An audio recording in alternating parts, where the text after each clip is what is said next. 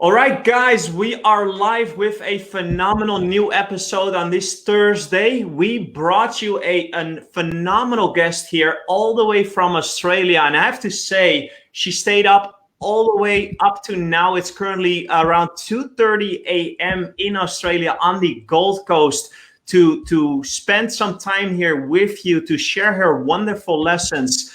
So we're going to welcome to the show Aldwyn Altuney. And she is an entrepreneur, an actress, a radio host, and a photojournalist.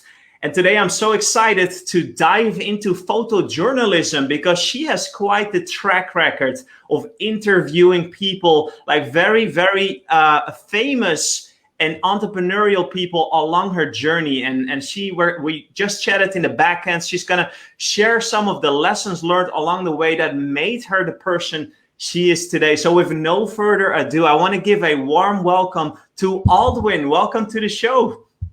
Thank you so much, Rob. Great to be here. And thank you to Christiana for setting this up. It's fantastic to know both of you. And I am quite blown away that we've just shared that we have a mutual contact that we know from LA. Out of the 20 million people in LA, we all know the same person, which is the amazing Paul Moran, who I was with in LA just last year around this time. So it is quite phenomenal how, you know, when you're on the same kind of frequency, how the universe can bring people together. So I'm very grateful for today. Thank you, Rob.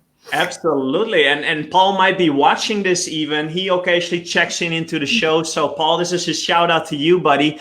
What a small world after all.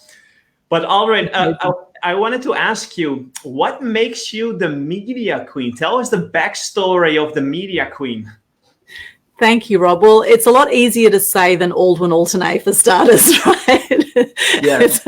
And if you're wondering where the name Aldwyn Altuney comes from, I have Greek, Turkish and Ukrainian blood. And I was born in Sydney in Australia. So I have quite a lot of gypsy blood.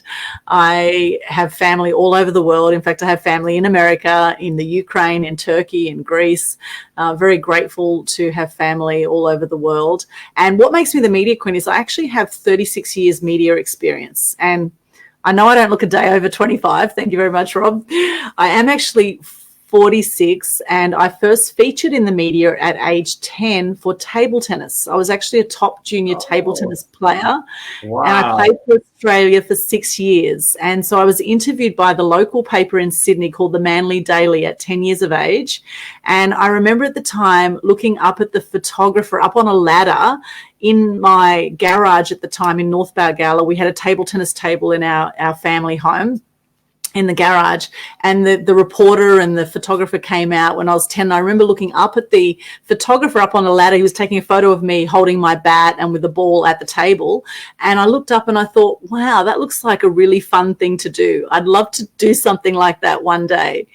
And then at age 11, I was actually on national TV. I was on a show called Cartoon Connection on Channel 7 at age 11. And I remember being in the studio, this was for table tennis again, being in the studio at age 11. And I remember the TV host turning to me and there was a massive camera in the studio, and there's about 20 people. And there was a table tennis table behind us, and my brother was on the side.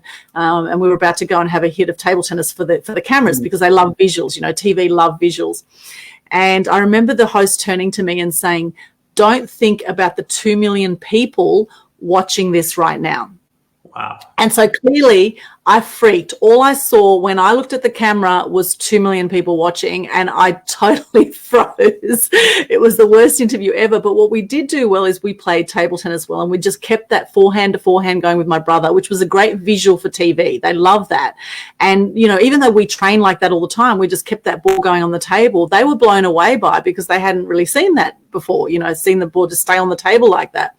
And that's the thing is with a lot of us is that a lot of us have amazing skills that we're often too close to realize how great our skills are. And so that was kind of the start of the journey. Then I did a radio show at age 13, and then I did a media degree. I went to Canberra University and did a Bachelor of Arts in Communication majoring in media. I majored in photojournalism and TV production. And while there, I edited the university newspaper. We took it from a 24-page to 48-page publication. We put it out every fortnight. We had 30 contributors that were paid contributors for this newspaper. And with that newspaper, what I used to do was write about things that I saw in society that upset me or angered me in some way. And so one of the first stories I wrote... That was at the age of 13? No, this is now in university. So now this is now we're going into, so I was about 18, 19, 20, around that age. I just wanted to clarify that, because otherwise it seemed like you had a young genius brain writing about current issues in the world at the age of 13. No, 13 I did my first radio show, and it was actually a poetry show, and it was for community radio. It was for Radio Manly Warringah.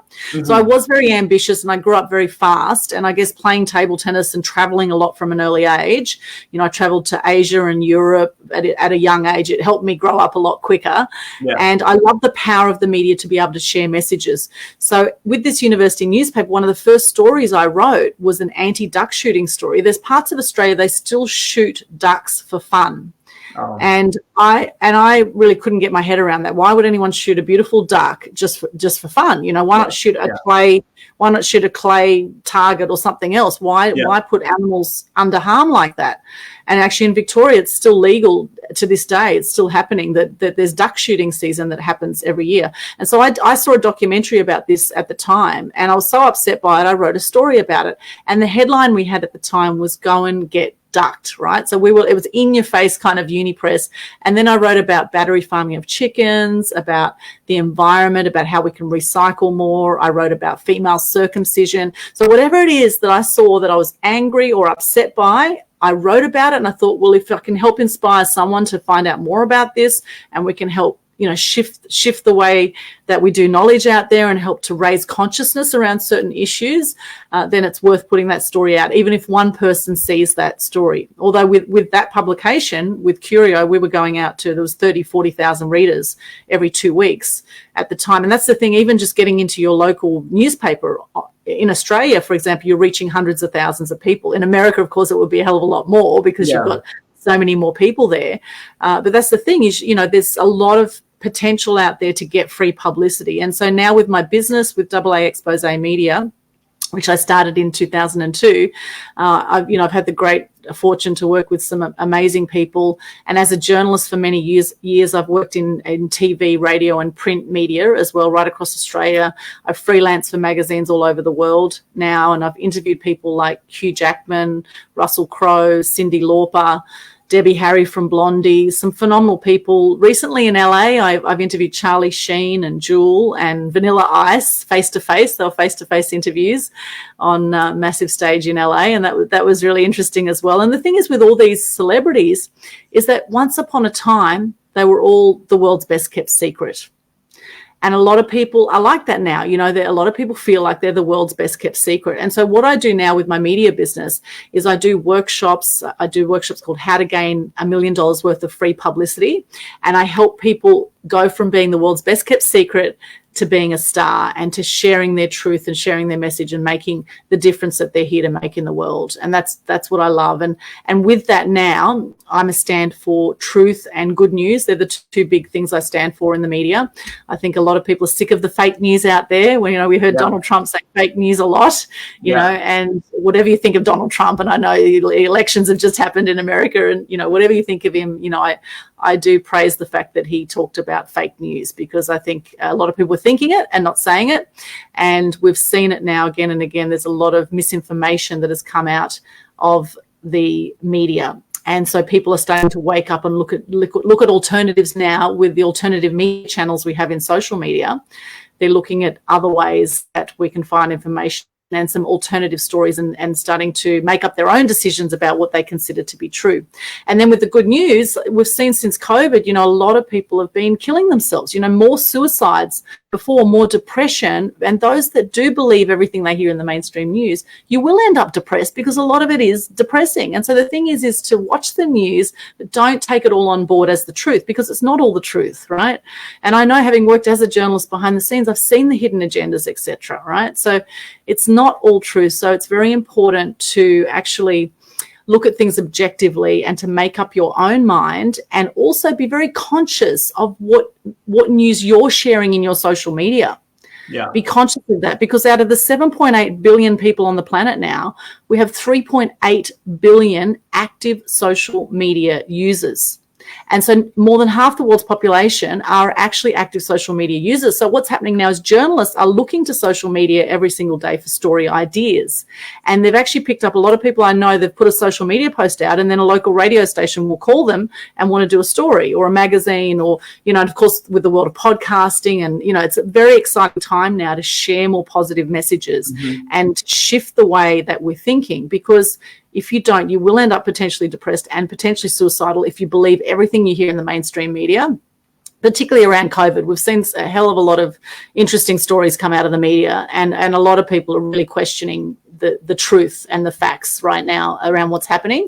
And unfortunately, there's certain things you can't control in life, such as government regulation, whether to wear masks, or whether you can cross a certain border, or whether you can dance in your local club. You know, we can't control certain things, but we can control how we're going to be about it and what we're going to do at this time.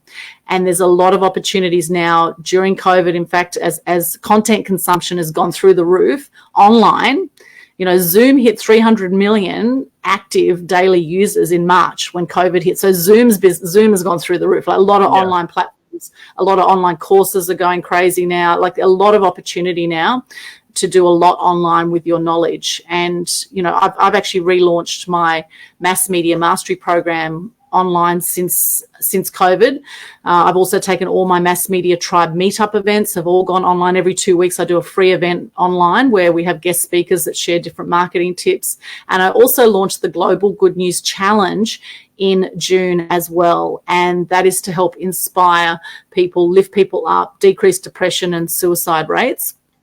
And with that, people just share their name, what they do, 3 things they're grateful for, and a piece of good news. And they do that as a Facebook Live challenge. And the next one's coming up December 1 to 3 for anyone who wants to participate. It really does make you feel amazing when you get into that space of gratitude and love, which are the highest vibrations that we can feel as human beings. And you will attract more to yourself when you are in those vibrations. So that's a very long answer to your where did the Media Queen come from. So I've had a very long history behind the scenes, in front of the scenes. As a photojournalist as well, obviously I've done thousands and thousands of photos, and I started in the film days. So I've worked behind the camera, in front of the camera, worked as an actress in TV commercials, short films, feature films. So I've really dabbled in all facets of media, and it's been one hell of a ride and a really interesting experience. And I have had the great fortune to cover some amazing stories and interview some phenomenal people who are living their passions and making a big difference in the world. That's incredible, guys. So we have someone here that is very, very accomplished. And I just want to mention, Aldwyn, that I think that we personally have so much in common, because as you were telling your story, it reminds me a lot of some of the things that I have done. Because as a matter of fact, I used to be a child actor. At the age of 8, from the age of 8, I started acting. So back in my the country where I was born, I've been doing a lot of movies and TV series and commercials back in Europe. And one of my favorite sports that I used to play, and I still do to this day, is table tennis. Amazing. Let's have a game today, Rob, when these restrictions lift and I come to Texas. That'll be fantastic. I would love to. And, you know, this is a very popular sport around here. So I try to practice and play as often as I can. So it's really phenomenal that you actually went pro with this. I've never taken it to pro levels, but it was definitely a passion of mine. But it's a great way to make friends, right? It attracts a lot of crowd and people want to be around you. So would you say that table tennis back then, it was really the transition for you to go into media, television, journalism? Because it sounds like the opportunity that came around for you to be doing this on live TV pushed you kind of in that direction. Or was there another influence that brought you into the media? Yeah, definitely. That's what sparked my interest, was when the photographer was taking a photo of me at age 10, right? That definitely sparked my interest in the media. And then, you know, as I grew up, it's interesting, as I have very strict European parents. I love my parents. They're gorgeous. They celebrate their 50th wedding anniversary this year. However, growing up, they had very strict rules. And I was very rebellious for a long time. And my dad always said, you know, anger is danger. So what with me is I internalized my anger for a long time. And that actually led to depression. So I've actually had depression. I've had 4 friends take their own lives by the age of 45. And growing up, I took my anger out in table tennis. So I used to beat the hell out of the ball, right? So because Dad would say anger is danger. So I wouldn't yell at people. I would just go and bash the hell out of that ball. So I had a killer forehand smash. I used to just belt the hell. And so all my anger released through table tennis. And then growing up, I found the media a really powerful way to get my anger out in, I guess, it was another release of the anger that I felt towards certain things that were happening in the world that I wanted to see change in. And so it was actually an interesting progression from sport to media. And, I actually became very good at English, even though, growing up I spoke a bit of Turkish. My parents could speak Turkish and Arabic because they grew up in a place called Iskenderun in Turkey, which is near Syria. And they were actually Christians in a 99% Muslim country, which was very interesting for them growing up. Yeah. And, my dad was never accepted in Turkey because he had a Russian father or Ukrainian father, and then the Greek background. And, for anyone who's seen the movie The Promise, it covers what happened after World War I when the Turks actually killed 2.5 million Christians in Turkey. Very interesting story. They killed Assyrians, Greeks, and Armenians. And very interesting, rich heritage. And in fact, my great-grandparents in the Ukraine, they were actually hung during the Stalin era when Stalin was eradicating kulaks as a class. So my great-grandparents were kulaks or farmers at the time, and Stalin wanted to eradicate all the farmers, and that's where the Hunger Games came in and the depression and, the no food came about because they killed off all these farmers. And what happened is when my great-grandparents were killed, my granddad was in another part of the Ukraine, and he started to speak up about what the government had done. And then his friends came to him and said, now the government are after you. You better get out of here. Now they're going to come and kill you because you're speaking up against the government. And then he ran away to Turkey and met my dad's mum, who was Greek. And that's kind of how that whole thing played out. And so it's interesting that in my DNA that I have family that were potentially going to be killed for speaking up against the government, right? For speaking up, right? And this is, and it's scientifically proven recently that we carry the DNA of 7 generations in our bodies, right? 7 generations of DNA. Yeah. So I've had family that have died from hunger, from during that time as well. I've had family have died my auntie died in a fire. Her dress caught alight at a church service on a candle, and she died at age 5. My dad's sister. So some horrendous things have happened over time. And as much as people are maybe stressing over COVID right now, I always say things can always be worse, right? So it's important to look at what you can be grateful for. And it's interesting now, I am all about helping people speak up, speak their truth, be seen, be heard, be known, right? And in my heritage, there was a lot of fear around that. And in fact, I know even now there is a lot of fear around speaking up, right? And because people have been killed. We know JFK, John Lennon, people have been killed. Martin Luther King, they've been headhunted. A lot of natural health practitioners, over 100. I know someone who knows over 100 natural health practitioners who have been killed because they're speaking up with natural health as opposed to pharmaceuticals, etc. Right? So this is happening. It's happening to this point. So it takes courage to speak up, to speak your truth, right? And thankfully now with podcasts and with online shows and with alternative media channels like BitChute and Library.tv, now thankfully we're hearing some alternative points of view out there, and we're getting some alternative messages out there, and there's a lot more truth media out there as well, which is really wonderful to see. So things are shifting, I believe, in the way that we're doing our communications nowadays with the rapid rise of technology and all the different platforms. Yeah, and I think this is a great example of this particular show of the Entrepreneur Speaker Series, right? We're leveraging technology to broadcast to a variety of audiences. And that's why I want to switch gears here a little bit and turn this into entrepreneurship. And I believe you said that you were in LA to interview another common friend, Vanilla Ice, and Charlie Sheen. I wonder if that was during Mega Success. Yes, it was actually. It was during Mega Success, and it was a phenomenal experience being on stage in front of 2,500 people from 85 countries at the time. So yes, I was on stage. And one year that I went, I interviewed Charlie Sheen and Jewel.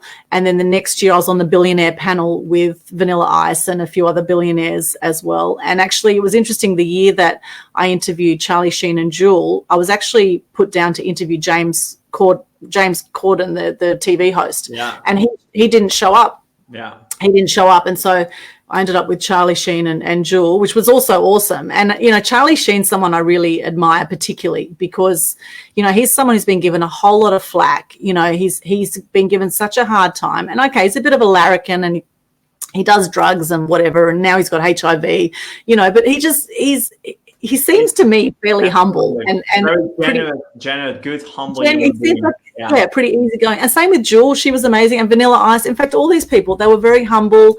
And the thing is, if you are going to be stepping up with your message, if you're going to be getting that kind of celebrity status in life, you do need to toughen yourself to criticism.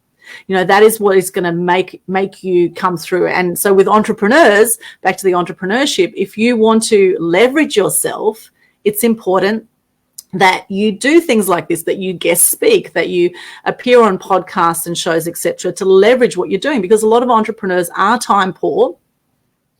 And if you want to leave a legacy, every single media spot you are doing is leaving a legacy. Plus, it will boost your sales and your leads and all of that sort of thing as well. Although that hasn't been my main motivator in sharing messages. You know, I'm out to shift the world and in many ways. And the money comes naturally, right? The more you're being of service. But I don't do it for that. For me, it's about making a difference. And I think the more we can look at that, you know, as social entrepreneurs, and look at ways, you know, bigger, why we do what we do, something bigger than ourselves. So, so apart from the, you know, the good news that I do, I started a Good News Day as well on the 8th of the 8th, 18. So part of the, you know, the truth and good news is in line with my media business. And I'm also a very passionate animal advocate as well. And I've actually done 14 years of animal action events now. We just did our 14th event online at 5-hour live stream that's in the Animal Action Events Facebook page. We had over 15 performers and speakers, and we're raising funds this year to save dogs from death row. Wow. Because a lot of dogs now in pounds, if they're collected off the street in Australia, they go into pounds with the council, and if they're not collected within 7 days, those dogs will be put down. So this amazing charity, SEQ Canine Rescue, they rescue these dogs. And last year we did a fundraiser for big cats. We've done one for orangutans, for elephants, for horses, whales, koalas. You know, so every year we focus on a different animal. Beautiful. And that's something I do to give back to animals, because I got sick of seeing animal cruelty. I wanted to do something to make a difference. And so I set up the world's first Animal Action Day in 2007, and 14 events on, and this is the first year we've gone completely online since COVID with this year's event, and totally worldwide with it, which has been really awesome. So people can catch that replay, and the fundraising campaign continues online as well. People can contribute to that, and we've got amazing donors and prizes for that people can check out as well. So Animal Action Events Facebook page is the place to look for that. Yeah, our team is here, so we take notes in the comment section. So we will distribute these pages, guys. So go and check this out. If this relates to you, right? If you feel hard for some of these causes, and I certainly do. And I want to talk a little bit about building iconic brands, Aldwyn. And I got a fun little background story, because some of the moments that you just talked about when you were interviewing some of these great people, right? Great, accomplished, established entrepreneurs like Jewel and Vanilla Ice. So I was actually in the audience when you were on stage. I was right there, and I was listening to your talks and to the interview, and I've been part of the event. And then when James Corden canceled, like a few days before that, I was actually live in his show. I was doing a gig with him right there in the show on the late night show. Wow. So amazing. I really was blessed that I had an opportunity to speak with him, to be with him on the show live. And then he was supposed to come over to Mega Success, but then unfortunately, I believe it was something with the family that happened, so he had to cancel. So just wanted to mention a little backstory, because you see, there's so much that we apparently have in common. It's so strange, but I believe It's the energy, right? The cosmic universal energy that puts people that are on a similar path together. But with that in mind, I wanted to talk about iconic brands, because all of these people, what do they have in common? You mentioned Charlie Sheen, Vanilla Ice, Jewel, right? Dr. Phil. All of these people, they are established entrepreneurs, but they have built iconic brands. And through that, they're able to impact large audiences around the world. Now, in a way, that's, of course, what journalism does as well. You're building your voice, but you have a platform, right, to reach people. So how would you say, how important is it nowadays, right, in 2020, with all the tech available, to build a audience for yourself, or to have a platform and a clear message around your brand, right? Whatever your cause is, whatever you're trying to accomplish, but how important is it to leverage these channels nowadays to build an audience through your story? Oh, look, Rob, it is incredibly important. In fact, I think it's more important now than ever, because we have so much noise in the marketplace. And if you want to stand out from the crowd, you need to do things differently, and you need to have very clear messaging that cuts through. So I have Instagram images, for example. I've got Media Queen TV, my YouTube channel. All my branding is Aldwyn Media Queen, right?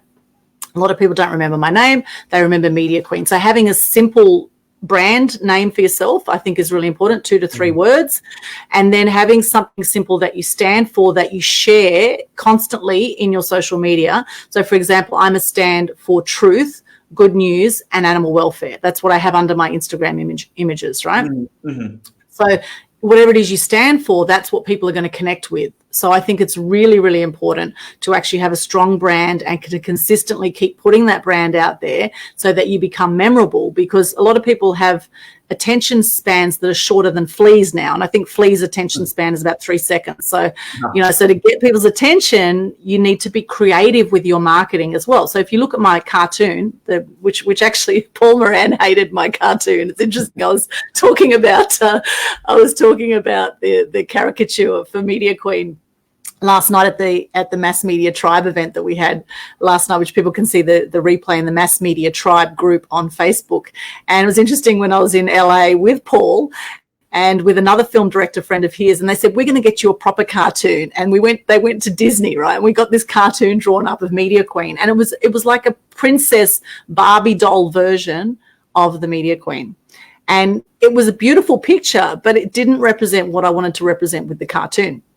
So the cartoon represents celebrating your uniqueness, and it celebrates putting yourself out there no matter what you look like. Like I'm known for my big hair and my big smile, right? Which you can see in the cartoon behind me there, right? Now my nose isn't that big, and that's okay. And I'm not that ugly, and that's okay too, because it's also being able to have fun with yourself and with your uniqueness, right? Have fun with what you do. And the media love this, with traditional media, with TV, radio, print, they don't want to just educate anymore. They want to entertain as well. So the more fun you can bring to what you do, and the more excitement and passion you bring to what you do, and represent that with your imaging and your branding, even though some people may not like it. And I actually, after that, I put the Disney Media Queen, and I put that Media Queen up on my social media, and I said, what do you think? Which one do you like better? I put it out on Facebook, right? And I had hundreds of comments that came in. There was some saying they like this, some saying they like that. And then in the end, I went, look, well, bugger it. I like it. I'm sticking with it, right? So I still have people in my life that say, look, I really think you could do a better caricature. This is the thing too, is don't let perfection get in the way of progress. When it comes to having an iconic brand as well, it's something that you can always tweak as you go along, but just start with something and get yourself out there. Be a stand for something, right? If you don't stand for something, you could fall for anything, is what they say, right? So stand for something and share that, let people know, and come from the heart whenever you're communicating. Share from the heart authentically. That's what people will connect with. Beautiful. And throughout your career, Aldwyn, you have interviewed even more accomplished actors, right? And some of these people are world, they're known globally, like Cyndi Lauper, Russell Crowe, Hugh Jackman, of course, my favorite X-Men character. Whenever you had an opportunity to interview them, what do you think it's about them in the way that they share their story? Because these people, they act for a living, right? They become a character on stage, and then they portray themselves in that role. So when you interview those people, what do you think is the power of having a brand? Because all of these people are individual brands by themselves. They're world renowned. So what do you think is the power of having a brand when you interview these people? Well, it was, all of them were very interesting, very unique personalities, very creative. And when I interviewed them, I was actually a reporter. I was the entertainment reporter for the Gold Coast Sun newspaper. And when I interviewed Hugh Jackman, he just put out a film called Paperback Hero. I believe it was 2003 with Claudia Carvin. So this is way back in the day. And it was actually a face-to-face interview. And it was in Brisbane. And I remember the reporters were all lined up with the PR people. We had like a 20-minute slot. Normally how it goes with journalists interviewing celebrities, you have 20 minutes to get your interview. And face-to-face, I was face-to-face actually with Hugh Jackman and Claudia Carvin, the two stars of Paperback Hero. Yeah, and they were both beautiful people. They just came across so warm. You could tell that they loved what they did.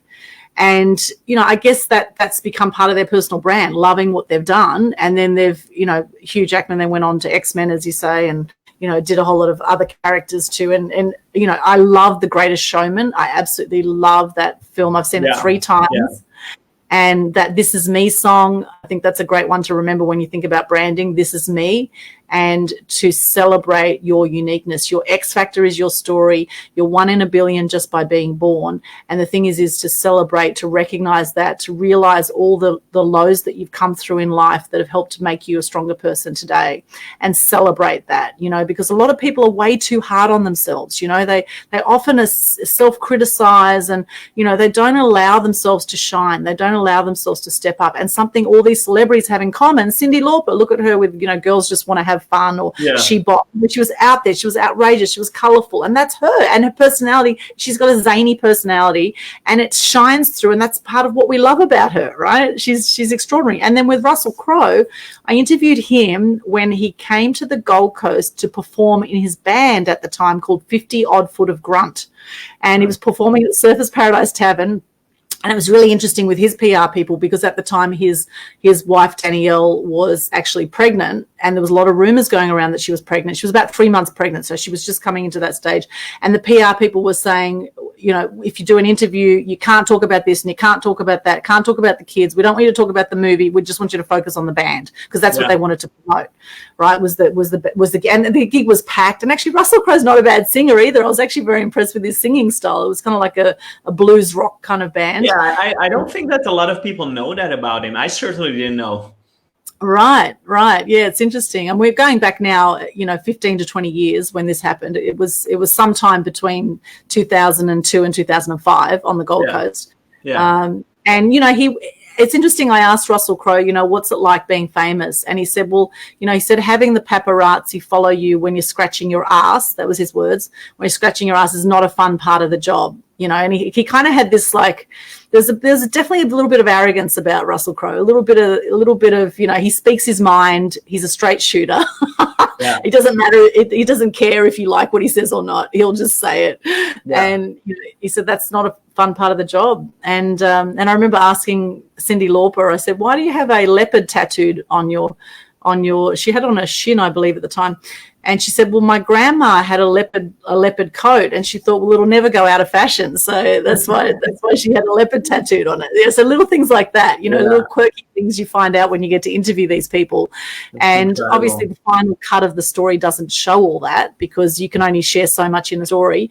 However, they were all amazing people to interview. And in fact, out of all the celebrities I've interviewed, and there's been a hell of a lot, I would say 99% of them have been an absolute delight to interview, because you can see that they love what they do and they're passionate, and that shines through and it flows with that. They're definitely not bored with their life. They love their life. They're making the most of it. And it's always a joy when you chat with people who are in that space, who are in that flow, that creative flow and energy of genius that we all have. And it's just a matter of, tapping into what are you here for, and getting on that path, which brings together synchronicities like we've just experienced, Rob. I had no idea you were there. I was there with Paul, actually, at Mega Success Paul Moran, we just realized as a mutual friend, we were all there together and didn't realize we were there. And here we are now 2 years later connecting through Christiana, Christiana was introduced to me through one of my media clients, mass media mastery clients who joined my program, Karen Clark. She joined my media program and she said, oh, do you know Christiana? She's amazing. And so we've connected and she's awesome. Love Christiana. Thank you so much. We're always sending lots of love messages to each other. She's awesome sister from another mother over there. Beautiful. So, Aldwyn, so now, 2020, there's a lot of people actually that leveraged, especially in our community here in the Entrepreneur Speaker Series, there's a lot of entrepreneurs in the community. And maybe back last year, they were still working a job or they still do today. But because of everything that happened around COVID, and we touched a little bit on that, but a lot of layoffs here in the US, at least, the economy tanked, right? There was a lot of crisis, especially in the early part of the year.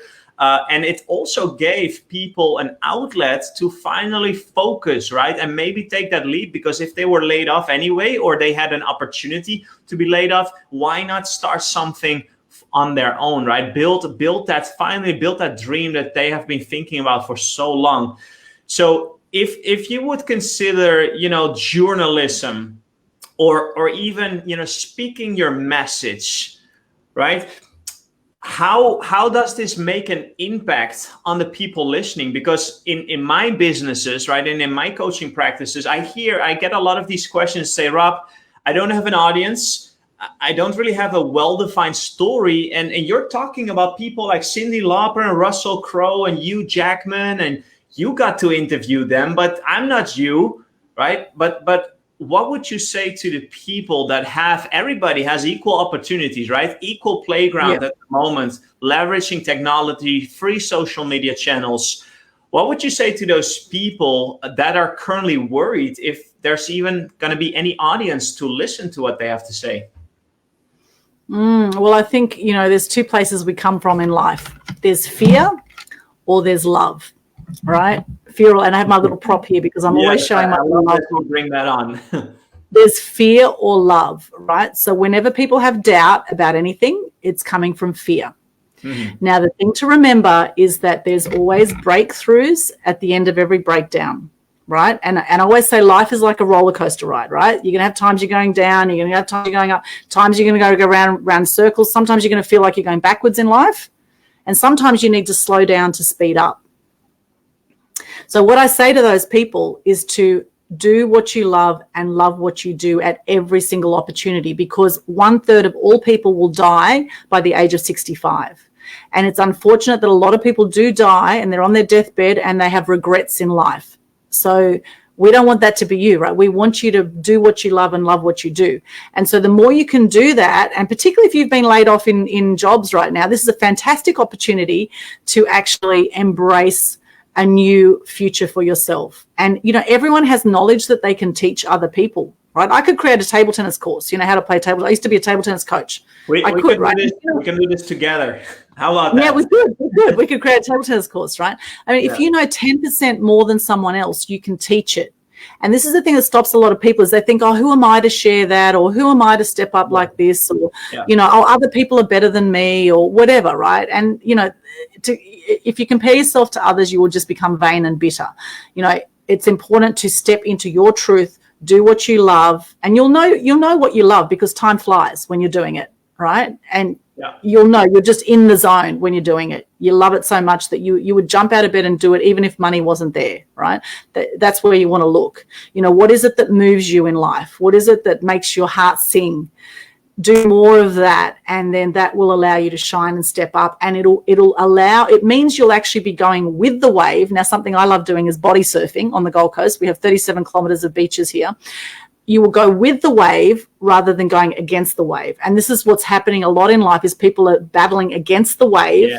They're going against the flow because they're doing things they don't love just because they need a bit of money, right? Rather than, and even if you do that sometimes for a little time on the side, part-time, if you need to get that money in short term or whatever, that's fine. Do a little bit of that, but, focus more and more part-time how you can create a business around what you love. and there's lots and lots of opportunities. Literally, you know, you don't need 1 million clients with what you're doing. You know, out of the 7.8 billion people on the planet, you know, a lot of people could have a multi-million-dollar business with just 100 clients, depending on what you're selling, right? Yeah. So you know, that's the thing, is just keep doing what you love and the money will come. Beautiful. Wow. I think that's such a powerful message.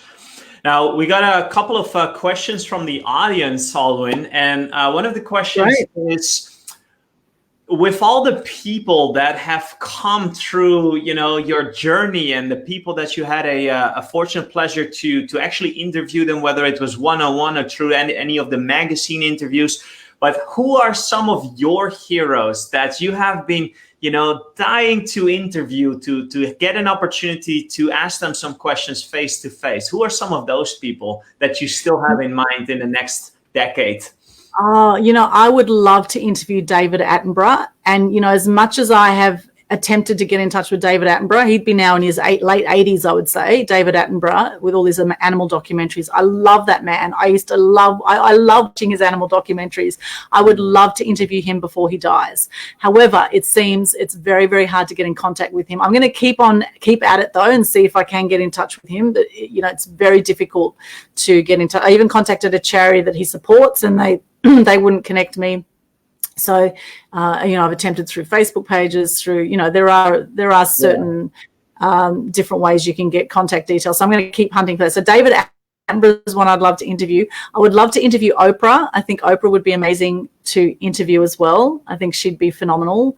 And, you know, a lot of people say I'm like, you know, like the media queen from Australia, right? You know, I've always had a dream to do a TV show, to do a live studio, like a late night show, you know, like an Aldwyn show, you know, like the Oprah show. I would love to do a late night show with a live audience and have comedy and good news and music. I'd love to do something like that one day. And I see potentially that could happen in LA. So I see myself potentially moving forward that there could be an opportunity there to do something like that.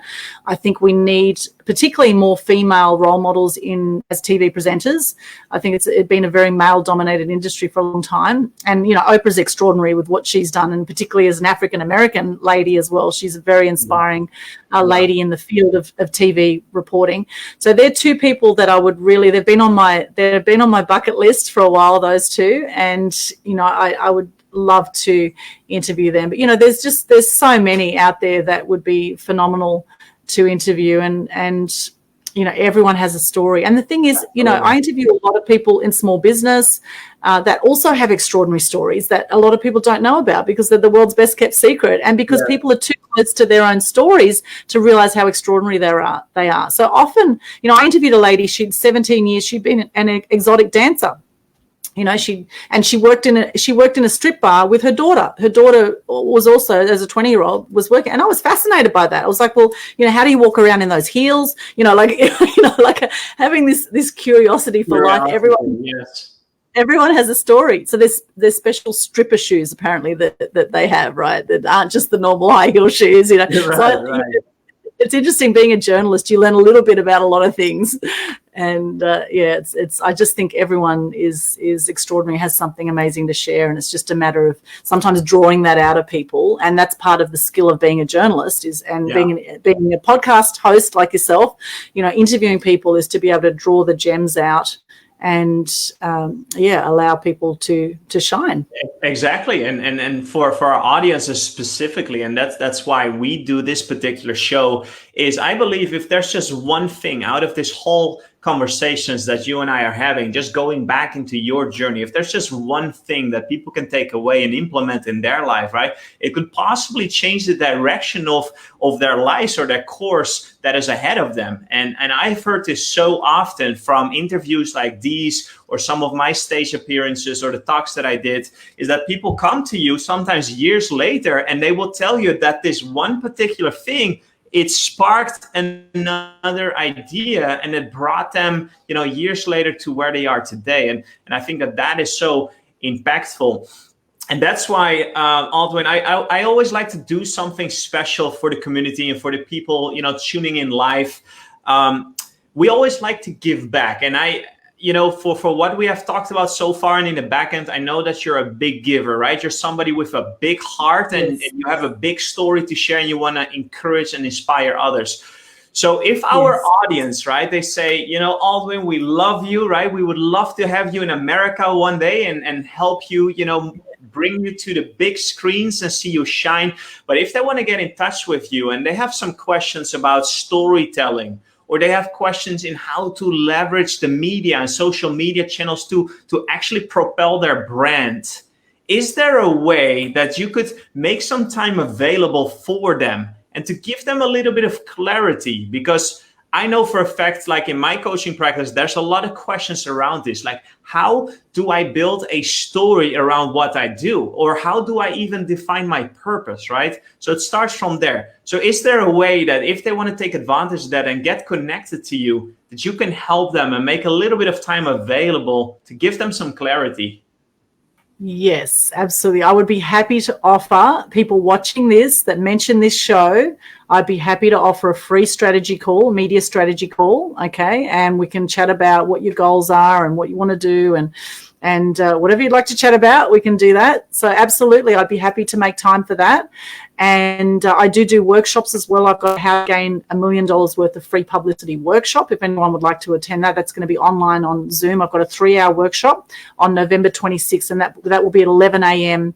Australian Eastern Standard Time, Brisbane time, November 26th, which will be November 25 afternoon, night time for you in America. Yeah. So just check that out. But that's all my upcoming events that I do are all on the Mass Media Tribe group on Facebook in the events section. Or if people follow me in Eventbrite, they'll get all the upcoming events as well. Just follow Aldwyn Altuney and you'll see that. And we're always looking for guest speakers too for the Mass Media Tribe events. In fact, Christiana is going to be speaking about social media for greatness coming up in a few weeks' time. She'll be one of our speakers at the Mass Media Tribe event. And maybe we could have you there, Rob, as a guest sometime. So, always looking for guest speakers, always looking for interesting people to interview as well. I have Media Queen TV on YouTube. So please reach out if you have a great story to share and you'd like to do that. I'm always looking for people to interview and would love to have a chat. So please, if you just search Aldwyn Media Queen, you'll find me everywhere. I'm on Instagram, LinkedIn, Pinterest, YouTube, Facebook, all over Facebook, Twitter, at Aldwyn. So just search me and you can message me through any of those channels or my website, which is aaxpose.com. People can contact me through my website as well. And in our team here, we will make sure that we take notes of all your platforms so people have an opportunity to connect with you and to reach out. So guys, there you have it. And I hope you take advantage, because I think that, just making time available, from somebody that has been has been on such an incredible journey. This is being very generous. And like I said, if there's even just one thing that can propel you forward, right, would that be worth it? So Aldwyn, it was my absolute pleasure to have you on. And I feel that we're going to be seeing each other a lot more after this episode, because I think we have a lot to talk about. So it would be an absolute pleasure if we can do this maybe in the first quarter of 2021, just to see the evolution of what has happened since then, right? I love to do recaps because I know you said it earlier, time moves fast and it goes by if you are absolutely in love what you do, and the energy is just flowing out of you, it's just pouring into this call. So I'm sure that you are on purpose. I would love to bring you back at one point and do like a recap evaluation, see where it took you. And for now, would you be able to close us out with one of your inspirational lessons regarding storytelling or regarding the power of journalism, right? Just for the audience watching this, why should they get into this and why should they be sharing their story? Thank you, Rob. Wow, there's so much I can share. I do invite people, before I share, to join in the Global Good News Challenge and to help lift people's spirits out there and to come to love and gratitude as much as possible in life. If you want a greater experience of life, it's very important that you look at what you can be grateful for. And when you share what you're grateful for in a public forum, it's even more powerful than writing it or thinking it. Okay, so that's one great tip I'll give people, is to come into gratitude as much as possible. And if you participate in the Global Good News Challenge, the Facebook Live Challenge, you will be sharing your message with the world. People will be seeing you. You will be leaving a legacy with what you do. You know, out of the 4 friends of mine that took their own life, Rob, by the age of 45, one girlfriend at 31, the other 3 guys in their 40s, they all took their own life. Now this is 4 that I know. Now worldwide, there's about 1 million people who take their own lives worldwide, and I think that's absolutely it's just sad. It's just really sad. And I think the more we can do to shift our mental consciousness, right, shift the way that we're doing messaging and the way that we're doing life, the more we will impact those around us, and the more we will impact our own lives. And so the more you love what you do, the more you are going to be impactful out there, the more you will leave a legacy. You will build your own fame, fortune, and freedom in doing so as well. And what I do invite people to do is to celebrate all the hardship you have overcome, and to acknowledge yourself, and to look yourself deep into your eyes in the mirror and say, I love you. I truly, truly love you. You know, this is something that a lot of people have trouble doing, is loving themselves, appreciating themselves, acknowledging themselves. And the more you can do that, the more you will be able to help others, because hurt people hurt people. And that's the other thing, is to not take any criticism personally, because if people are being nasty, they are hurting. So send them love. Always send love and compassion. Doesn't mean you have to have those people in your life. The more you can come to gratitude and love for yourself and appreciate yourself, then you will find, as you come into yourself as well, meditating is really powerful. Come into yourself, you will get more clarity around direction forward with any challenge you're having at all in life. So love what you do, live your love. And as a friend of mine says, do whatever it takes to be your own best friend, right? And shine bright and light up those around you. That will naturally happen. The more you shine, you will light up others around you. And remember, you only need to know 10% more than someone else to teach it. Okay, so you don't have to know everything. Just get started. 50% of anything you do is just getting started. So celebrate you, acknowledge yourself, love yourself, and then that will naturally flow through to others. Wow, such a powerful closing, Aldwyn, full of golden lessons here today. So I thank you so much for coming on to the Entrepreneur Speaker Series. Guys, there you have it. I hope you found value in this episode today. Go and connect, find the information to connect with our guest here today. And if you enjoyed this, pay it forward, right? By inviting or tagging someone here in the comment section that should hear about this information. Pay it forward by leaving us a nice review. If you have anything nice to say about Aldwyn or about myself, let us know. It will certainly put a smile on our faces. And otherwise, tune in again next week on the Entrepreneur Speaker Series, same time, same place. So thank you so much for tuning in. And I want to wish you good night and sleep well over in Australia, Aldwyn. And until we speak again. Thank you so much, Rob. And I'd love to interview you sometime too. So stay tuned, and we'll do a reverse of this. I want to hear more of your stories too, and play table tennis one day. That will be one of my goals, to play table tennis with you in Austin, Texas in the near future. I would love to. That's phenomenal. Let's do it. All right. Hey, have a great, fantastic evening. And then I will speak to you soon. Good night, Aldwyn. Thank you so much. Thank you, Rob. Good night. All right. Bye.